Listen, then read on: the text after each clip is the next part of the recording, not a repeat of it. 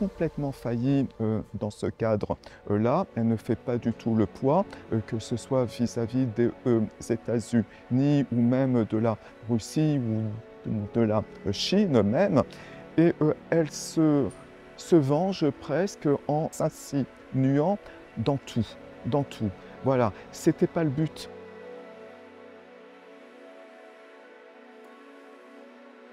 Je ne concevais pas de ne plus rien faire.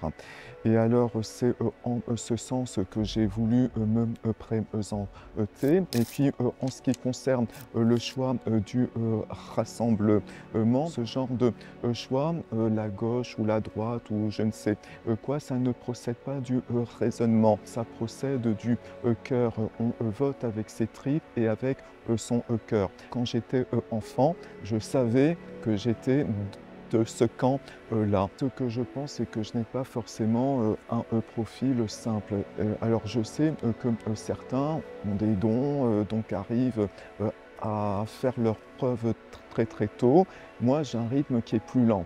Je voulais dans un premier temps me forger et puis faire en sorte d'être prêt pour ensuite seulement me présenter. Dans un premier temps, j'ai rejoint le corps des inspecteurs du travail et puis c'est une fois que j'avais réussi à faire mes preuves dans ce corps-là que j'ai voulu progresser. Et en fait, le plus facile quand on est au sein des services de l'État, c'est quand même de faire un saut à l'ENA, puisque cela ouvre des portes. Le but de l'ENA, c'est ça, c'est être prêt à prendre toutes sortes de postes qui présentent certains enjeux. En fait, les choix sont assez variés.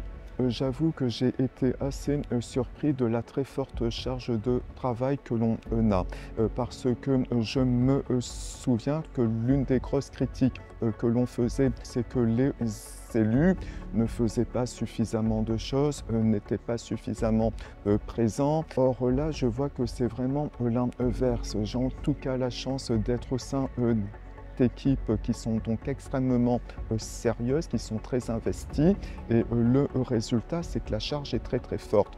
Le problème c'est que être présent à Strasbourg et à Bruxelles c'est très très bien, mais plus on est présent sur ces lieux-là et moins on l'est en France. Or il faut trouver le juste compte parce que les Français veulent qu'on leur fasse le récit de ce que l'on fait, de ce que l'on vote, comment les choses se passent. La bonne réponse n'est pas l'uniformisation forcée ou l'extension sans borne des compétences fiscales de l'Union.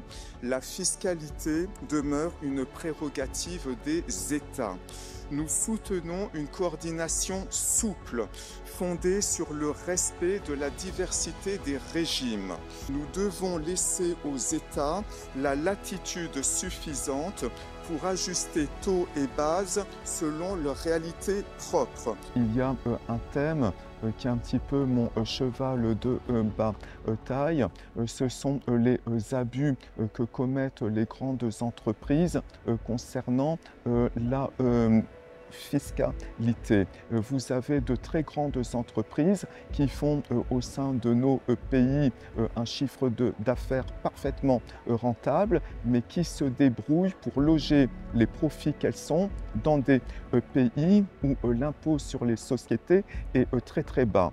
Moi, je pense qu'il faut que l'on fiscalise les profits là où ils sont effectifs, c'est-à-dire en France comme dans les autres grands États. Ce que je pense, moi, c'est que la base même de la croissance, c'est une énergie à prix bas. Et là, on fait vraiment l'inverse, puisque l'UE mise tout sur les énergies intermittentes qui ne sont pas rentables, qui coûtent plus cher.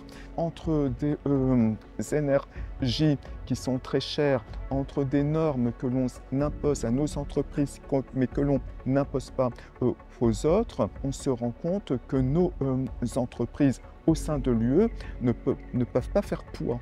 Dans mes précédentes fonctions, j'étais dans la Somme et là, on a un lieu qui me fait à chaque fois un petit peu réfléchir. C'est le lieu où s'est passée la bataille de Crécy.